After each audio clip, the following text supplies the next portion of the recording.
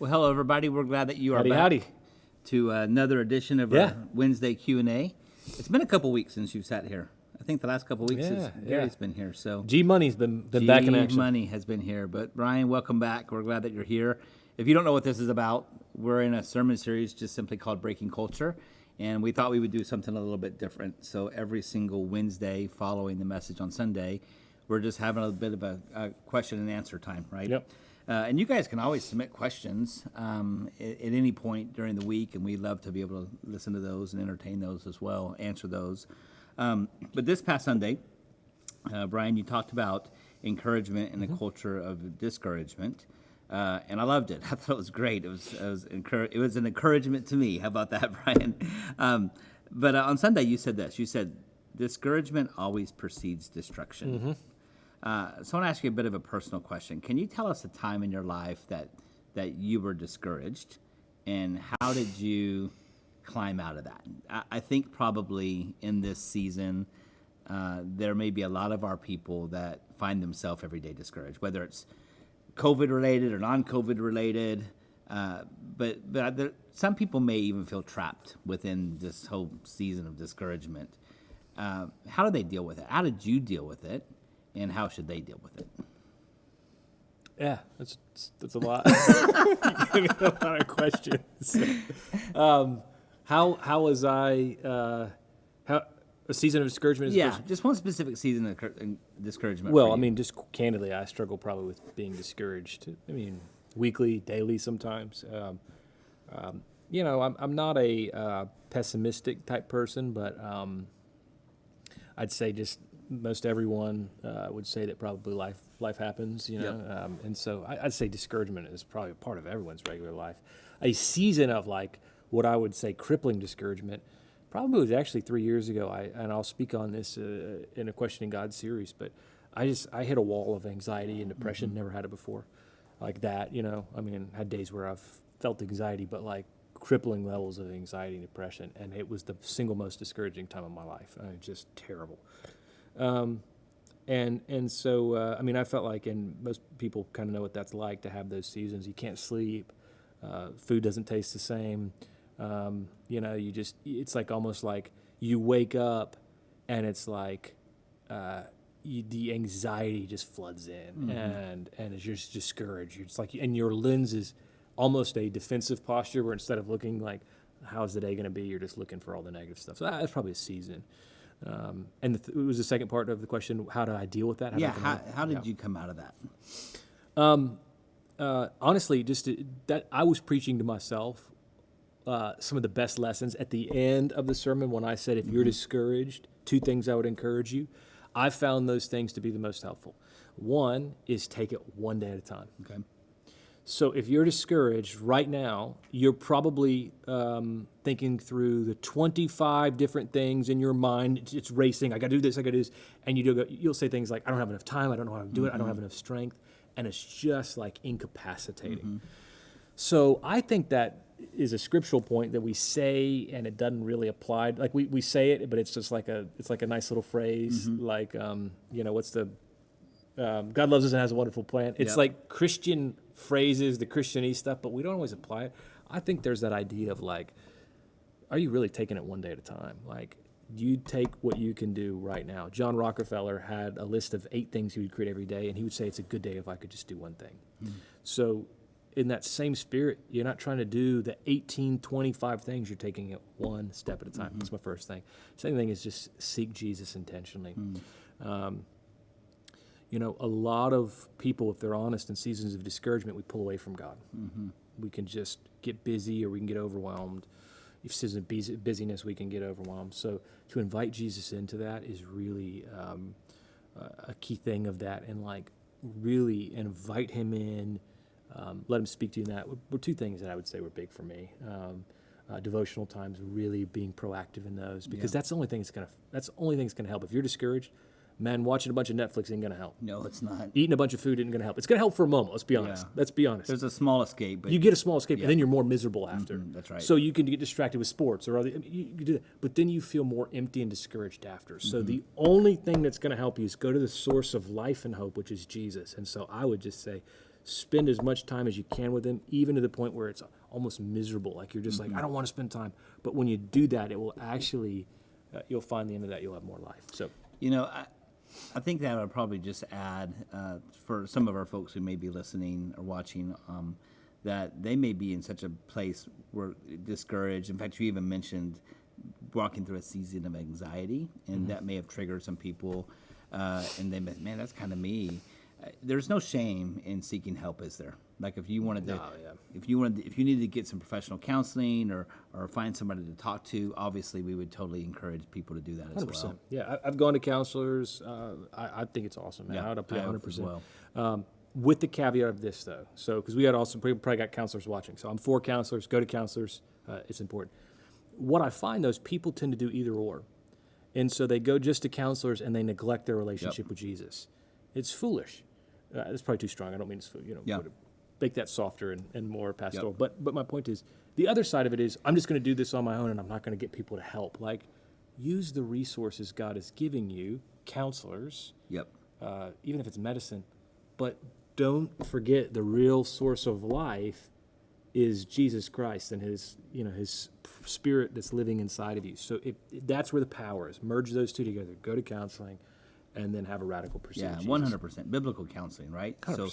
So you want somebody who's pointing you in the same direction and not opposite directions of Jesus, for 100%. sure. Okay, so let's talk about the other side of that coin, all right?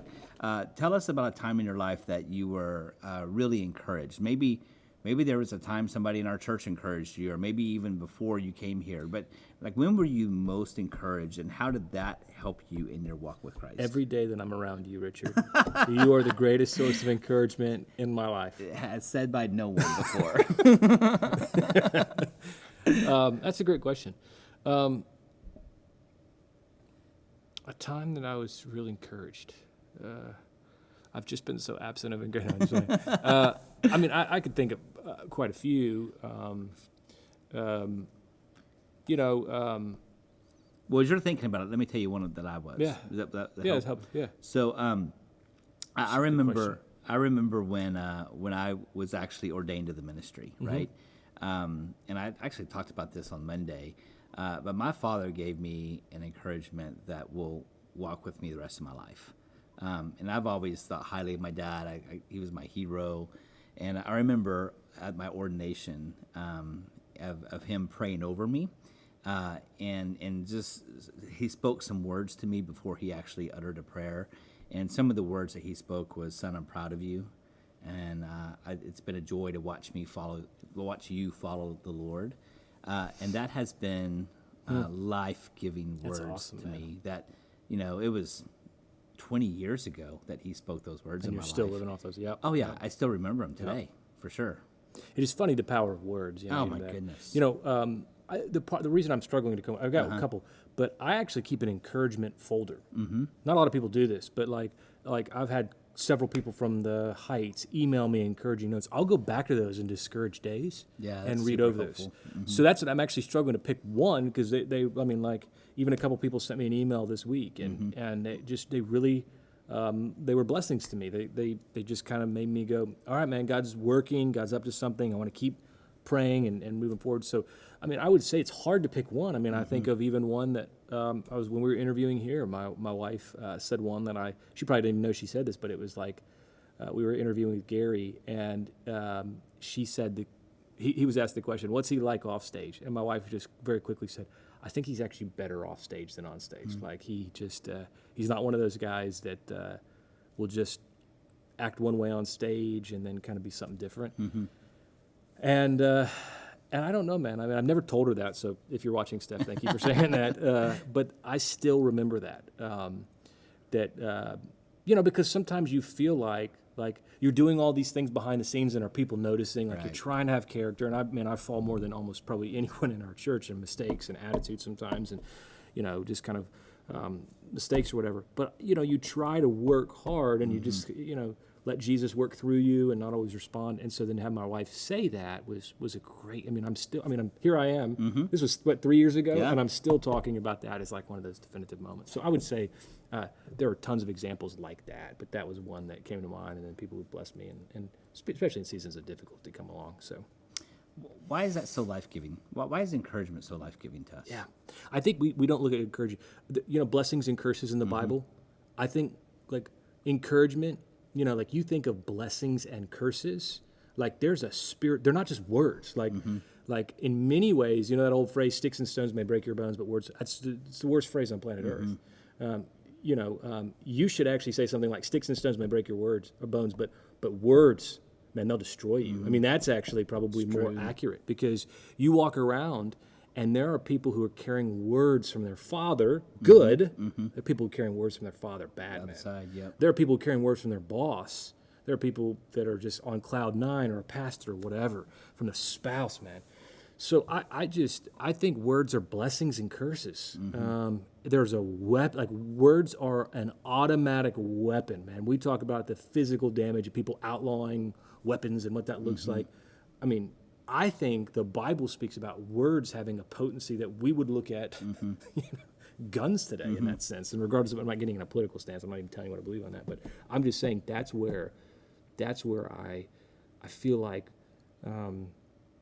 man, people, like if we saw words that way, man, we wouldn't be going, well, I don't know what my purpose in life is, and I'm kind of in a dead end job, or I'm doing this. We would go, no, today I can speak blessing or cursing, over people. I can speak into someone's soul in a way that will propel them. Like, what a purpose! Like today, you can go to a restaurant, because that there's times where I don't do it all the time, but I just will encourage a waitress, and you can see her demeanor just shift. Yeah. Like, what if people saw their purpose that way? Like, I get to speak blessing in a culture of curses. Like, dude, it's just transformative. But we have been shaped with blessings and curses, every one of us. So that's why I think it's so powerful. And anybody who knows you well knows that you value the words so much. You're very particular about words you speak, and you are so right. There is so much power in the words. The Bible talks about the power of the tongue. Yeah. But what I think is that a lot of people don't realize the influence that they actually have with their words. 100%. I think a lot of people have so much more influence than they think they have. They give themselves credit for. That's probably the strongest part of our whole thing. I think you're 100% right. I was in a meeting one time, coming down on someone, and got done, and they said something to the effect of like, I think if you knew the power of your words, you would even choose your words more intentionally. And of course, this was a negative time where I had come on too intense. And I just thought about that. Like, we do underestimate our influence. So we either feel like people aren't going to care about our words, so we don't bless them, or we feel like we got to say things twice as strong because our influence doesn't carry. But you're spot on, man. Like, I think we'd be shocked if we knew how much every one of us who would call ourselves like maybe not in positions of power, if we knew the weight of our words and the gravitas of our words, I just think we'd be floored. There are people. I mean, if you're watching, there are people that have carried and are carrying your words, good or bad. That's a haunting / awesome phrase, right? Like, Right. It makes me go, absolutely. dang it! But it makes me go, man, today, how do I use that, wield that as a weapon and a gift? So I think you're spot on. You mentioned about the waiter a second ago. About 2 weeks ago, we were in a restaurant, and I did that. Really got a connection with this waiter, and towards the end of our meal, I said, hey, man, we're getting ready to go to a staff prayer time. It was actually one of the days that we pray, so we were going to go to a staff prayer time. Is there anything we can pray for you about? And he had a tray of food, actually dirty dishes, and he went over to the next table, put the dishes down, and then came back and just engaged in a conversation. 100%. Just because someone was wanting to speak into his life, and he was ready to receive that. And so, man, I really want to challenge anybody who's watching, right? So if you're watching today, I just want you to understand there's power in the words that you say. And I think Bryan gave us this challenge on Sunday. But who today, this very day, this afternoon, who can you encourage? Who can you finish listening to this podcast, walk back into your workplace? Who can you give an edifying word, an encouraging word to today? And I would just encourage them to do that, to 100%. act upon that. 100%. The one of the most repeated phrases of Jesus is he was moved with compassion. But there's a part of that. When he saw the crowds, he was moved with compassion.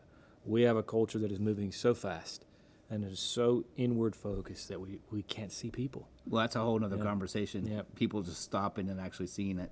We're so encompassed with our own life and our own worries and our own thoughts that we don't see the people in front of us. Yeah. So take time to see people and encourage people today. Well, I think we're out of time. Good, love it. You guys are awesome. Yeah, thanks for joining us. We'll be back next week. Obviously, join us on Sunday as we continue this series, Breaking Culture. Blessings, friends.